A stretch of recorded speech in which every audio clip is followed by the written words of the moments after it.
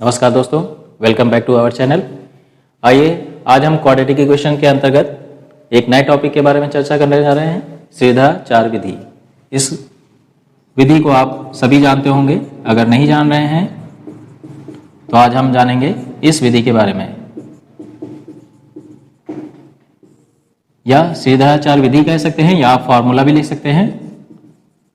इस फॉर्मूले के अंतर्गत आप दुनिया की कोई भी क्वाड्रेटिक इक्वेशन आपको दी हो उसको बाय फॉर्मूले से आप सॉल्व कर सकते हैं। ठीक है, तो आप इसमें क्या करते हैं कि आपको एक इक्वेशन दी होगी ax² bx + c = 0। ये जनरल इक्वेशन है। आप उस इक्वेशन को इस इक्वेशन से कंपेयर करके a, b और c की वैल्यू फाइंड करेंगे और सीधा-चार फॉर्मूला जो लगाएंगे उसके लिए दी हुई इक्वेशंस के लिए रूट्स फाइंड करने का फॉर्मूला है आपका -b ± b² - 4ac upon 2a।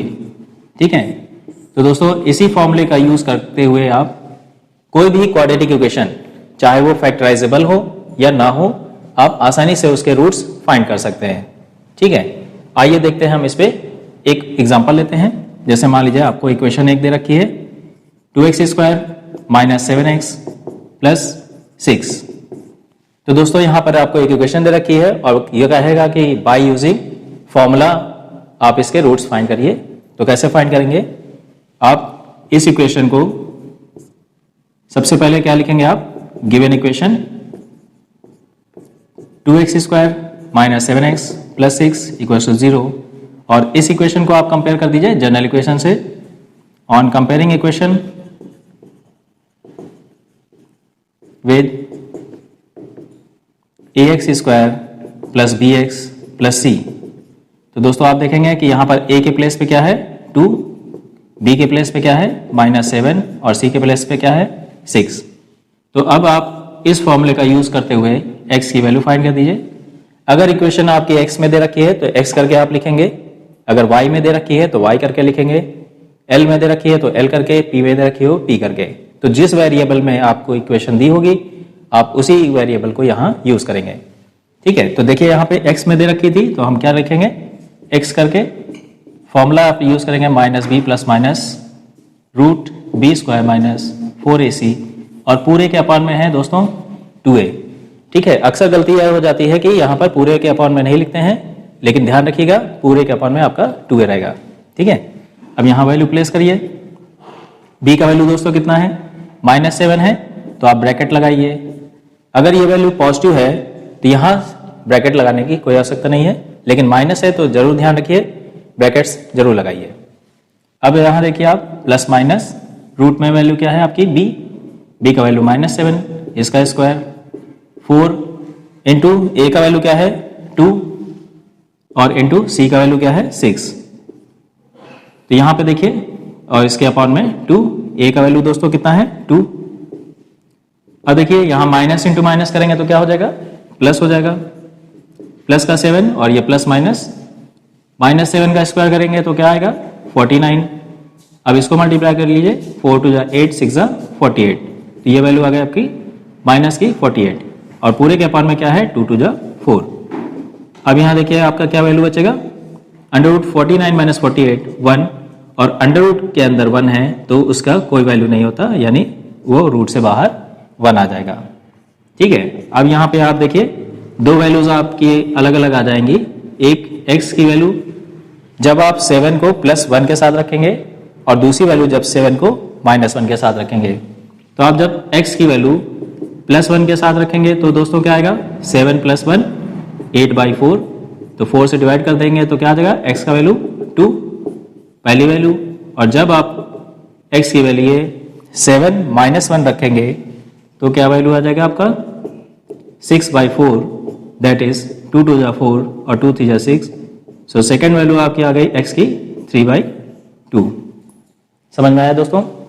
तो इस तरह से आपको कोई भी क्वाड्रेटिक इक्वेशन चाहे वो नॉर्मली फैक्टराइज हो या ना हो, आप बाय सीधा-चार फॉर्मूले से आसानी से सॉल्व कर सकते हैं। ठीक है, तो यह आपका सीधा-चार फॉर्मूला है। आप दी हुई इक्वेशन को कंपेयर करके जनरल इक्वेशन से ABC फाइंड करिए और इसमें रख दीजिए, जिससे कि आपको x की वैल्यू आ जाएगी। ठीक है, आइए दोस्तों एक और हम एग्जांपल देखते हैं यहाँ पे सीधा फॉर्मूले के आधारित।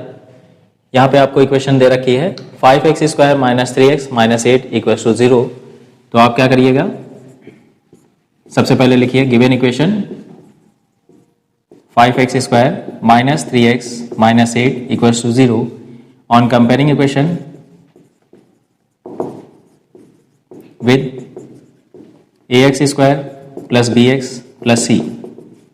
यहाँ से आप a की वैल्यू क्या आ गई 5 की, और b की वैल्यू क्या है -3, और c की वैल्यू क्या है -8। अब आप फॉर्मूला लगाइए x minus B plus minus b² minus 4ac और पूरे के अपॉन में 2a। तो यहाँ वैल्यू रिप्लेस करिए, b का वैल्यू क्या दे रखा है माइनस में है, तो माइनस के लिए हम पहले ब्रैकेट लगाएंगे, प्लस में है तो कोई दिक्कत नहीं है, लेकिन माइनस है तो आप ब्रैकेट जरूर लगाइए। प्लस माइनस b का वैल्यू क्या है आपका -3 स्क्वायर माइनस 4, a का वैल्यू है 5 और c का वैल्यू दोस्तों यहाँ माइनस में है इसलिए ब्रैकेट लगाएंगे -8 और पूरे के अपॉन में क्या है 2 इंटू a का वैल्यू 5। ठीक है, अब देखिए वैल्यू क्या आएगी, माइनस माइनस क्या हो जाएगा +3 और ब्रैकेट इस रूट के अंदर वैल्यू क्या आ जाएगी 3 का स्क्वायर प्लस का 9 और ये माइनस माइनस मिलके प्लस हो जाएगा और ये 4 5 जो 20, 28 जो 160। तो दोस्तों यहाँ पे आपका कितना वैल्यू आ गया और नीचे है 10। सो यहाँ 3 प्लस माइनस रूट के अंदर आ गया 160 प्लस 9 169। और दोस्तों 169 किसका स्क्वायर रूट होता है 13 का, बिल्कुल सही आपने बताया 13। तो देखिए यहाँ पे 13 हमने लिख दिया है। अब यहाँ से आप अलग अलग वैल्यू कर लीजिए, एक बार x की प्लस वैल्यू के साथ और एक बार माइनस वैल्यू के साथ।